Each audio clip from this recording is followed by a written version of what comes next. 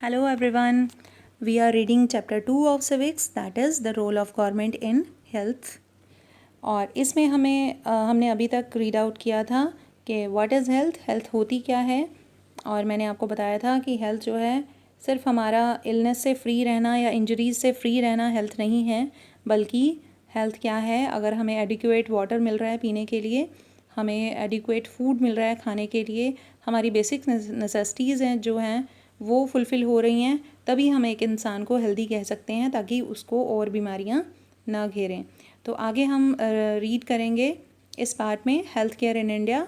अब हम ये देखेंगे कि भारत में हेल्थ केयर के क्या हाल हैं, या भारत में हेल्थ केयर किस तरह की है।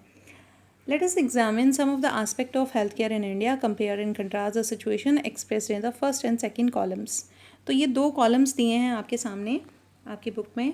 तो इन कॉलम्स में बताया गया है, जो लेफ़्ट वाला जो कॉलम है इसमें बताया गया है कि कौन कौन सी फैसिलिटीज़ इंडिया में अवेलेबल हैं, यानी कौन कौन से उसके प्लस पॉइंट हैं हेल्थ केयर के।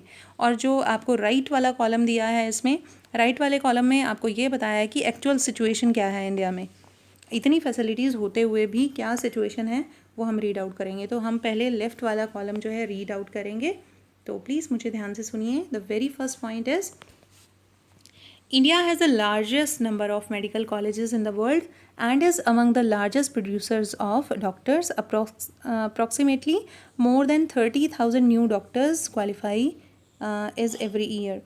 तो इंडिया जो है सबसे ज़्यादा मेडिकल कॉलेजेस हैं इंडिया में, सबसे ज़्यादा डॉक्टर्स प्रोड्यूस करता है हर साल, यानी हर साल जो भी लोग डॉक्टर्स बनते हैं इंडिया में सबसे ज़्यादा है उनकी संख्या। और उसके बाद है यानी क्वालिफाई जो डॉक्टर्स होते हैं वो सबसे ज़्यादा हैं।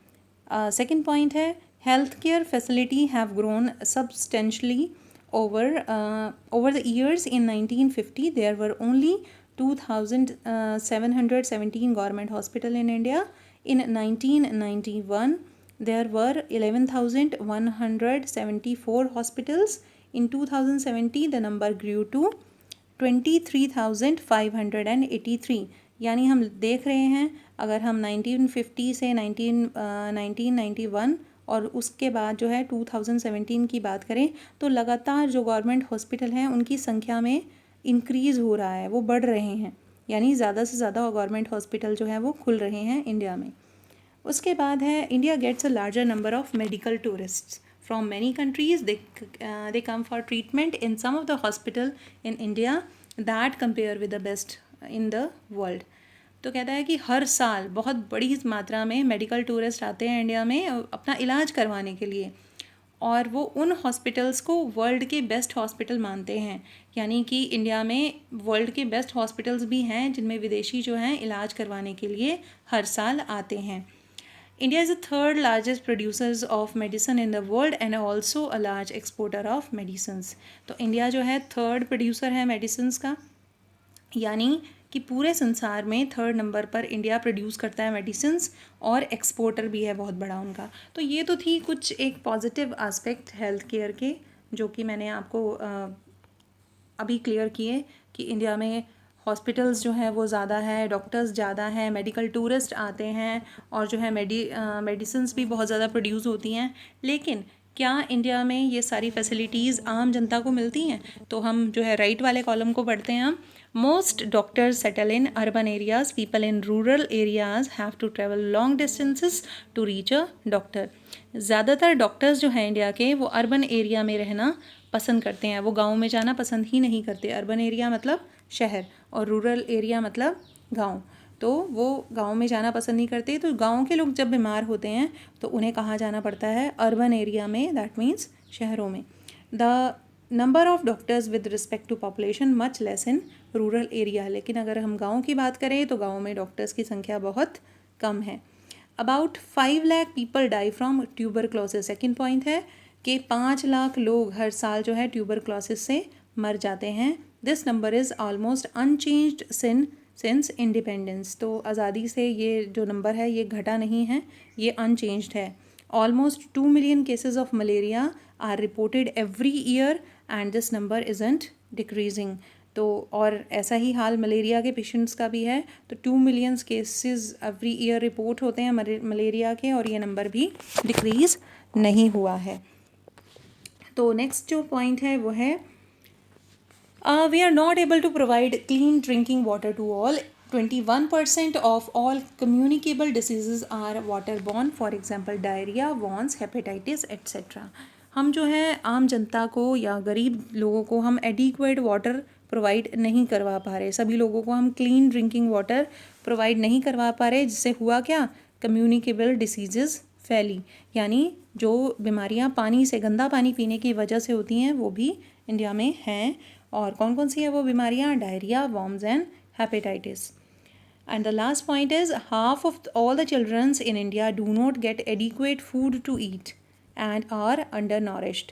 तो इंडिया के लगभग आधे बच्चे, यानी पूरे जो चिल्ड्रन का नंबर है उससे हाफ जो चिल्ड्रन है उन्हें एडिक्वेट फूड ही नहीं मिलता, उन्हें पर्याप्त खाना ही नहीं मिल रहा, और जो मिल रहा है उससे उनका नॉरिशमेंट पूरा नहीं हो रहा, उनका पोषण पूरा नहीं हो रहा।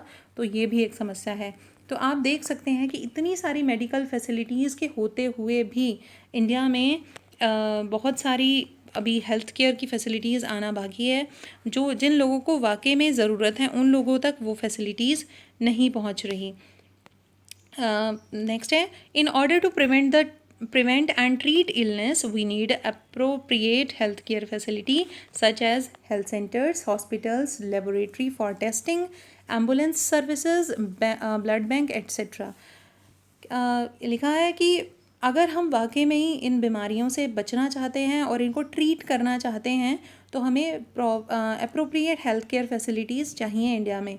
उसके लिए हेल्थ सेंटर्स खोलने होंगे, हॉस्पिटल्स खोलने होंगे, लेबोरेटरी जो है वो खोलनी होंगी टेस्टिंग के लिए, एम्बुलेंस सर्विसेज को बढ़ाना होगा, ब्लड बैंक्स को बढ़ाना होगा, that can provide the required care and services that patients needed, ताकि जो भी मरीज़ हैं उनको ये सारी सुविधाएं मिल सके।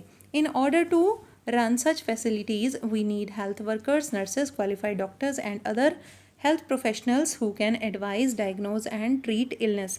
और इन सब के लिए अब ब्लड बैंक हो गया, एम्बुलेंस सर्विसेज होगी, हॉस्पिटल्स हो गए, लेकिन इनमें स्टाफ भी तो चाहिए, इनके लिए डॉक्टर चाहिए, इनके लिए नर्सेस चाहिए, इनके लिए वर्कर्स भी हमें ज़्यादा चाहिए।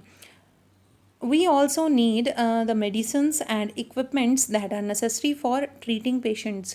बहुत हॉस्पिटल्स में ऐसा हुआ है आजकल कि जो गवर्नमेंट हॉस्पिटल हैं उनमें एडिक्वेट फैसिलिटीज़ नहीं थी पेशेंट्स के लिए, तो उन जो हॉस्पिटल हैं अगर वो खुलें तो उनमें वो सारी फैसिलिटीज़ भी अवेलेबल होनी चाहिए, वो सारी मशीनरी टेस्टिंग के लिए वो सारे इक्विपमेंट्स जो हैं वो भी होने चाहिए, जो कि ज़रूरी है। These facilities are required to take care of us, क्योंकि हमें ये सारी फैसिलिटीज़ आम जनता के स्वास्थ्य के लाभ के लिए हमें ये सब चाहिए। तो ये था मेरा आज का पार्ट, और कल हम रीड आउट करेंगे next page. Till then page number 21 से स्टार्ट करेंगे कल। टिल देन बाय, और होपफुली आपने ये वीडियो जो है ध्यान से सुना होगा। Thank you very much.